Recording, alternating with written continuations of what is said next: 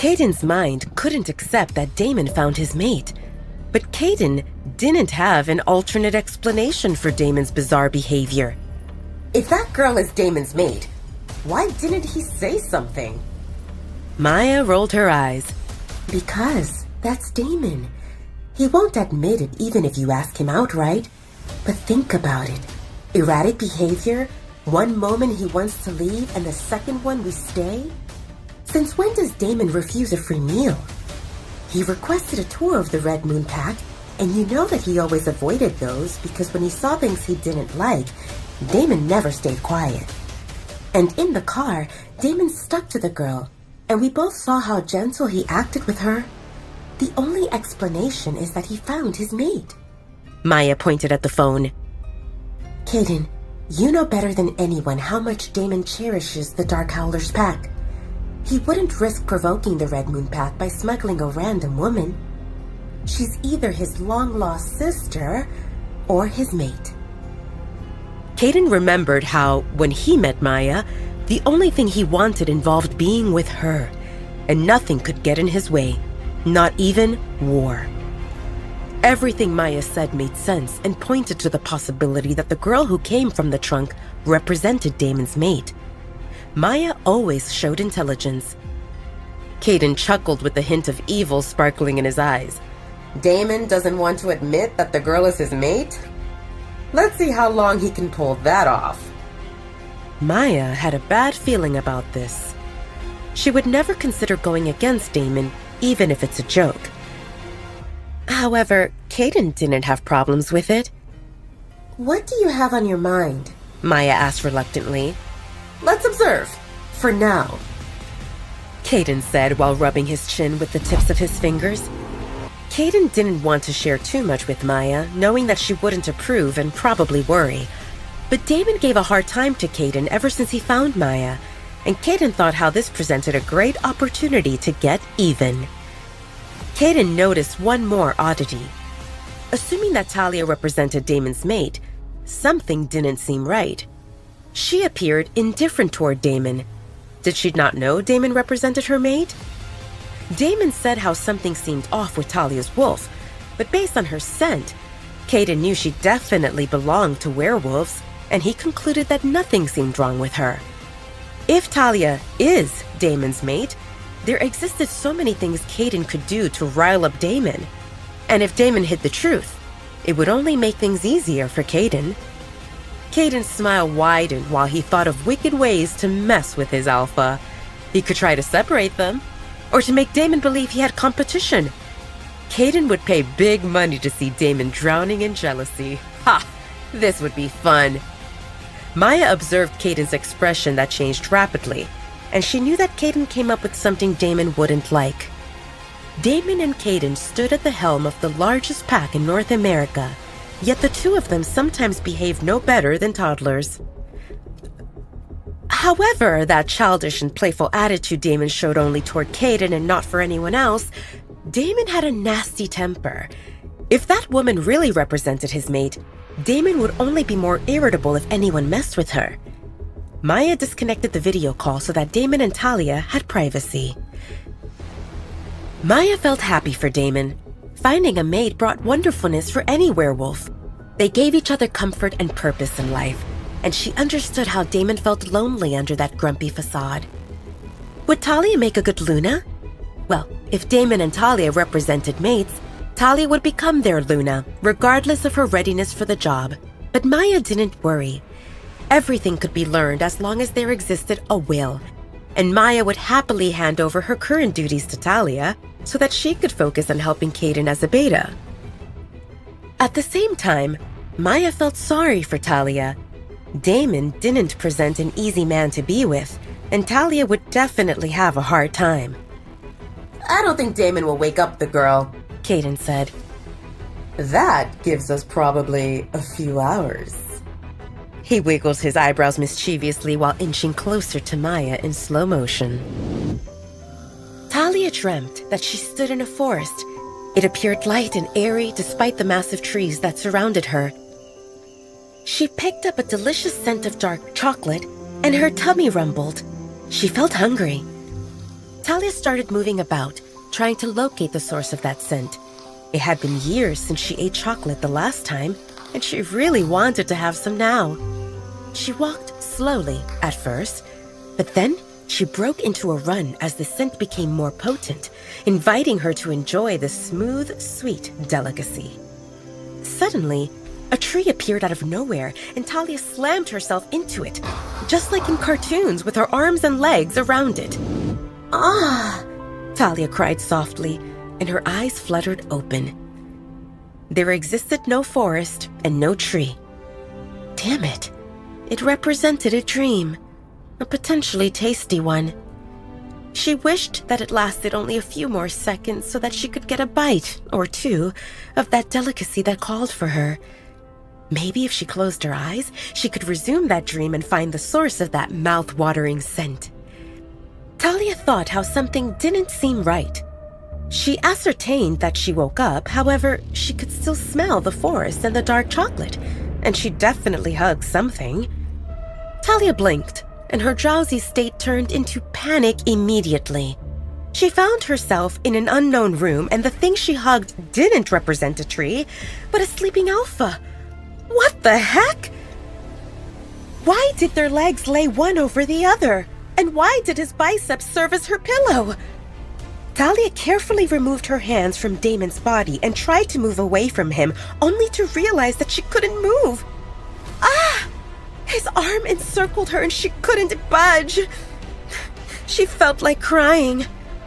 When Damon told her to come with him, he mentioned a room and clothes and food and a doctor, and there existed no mentioning of this.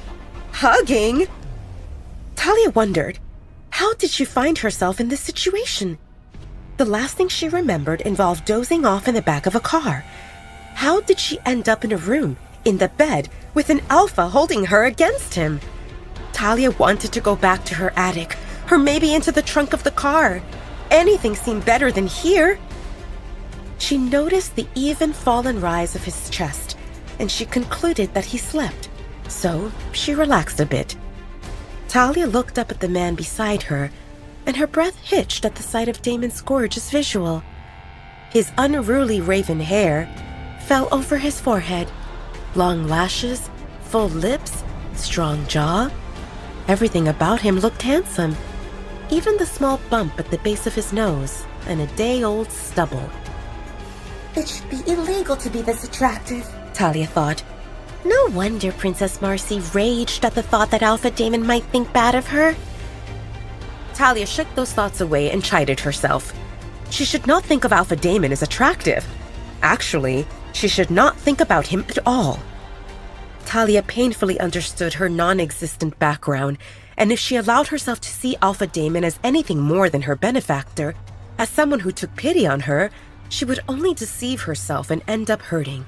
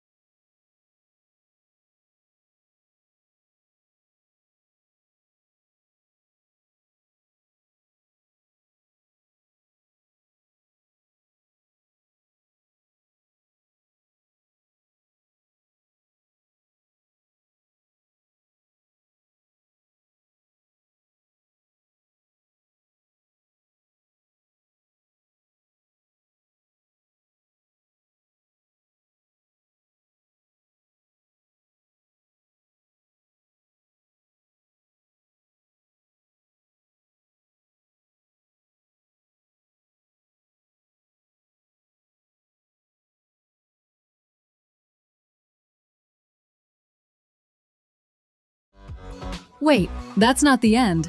You've just had a free taste. Now get the full story on the Pocket FM app, link in description. Check out our next video and playlist, and don't forget to like, share, and subscribe.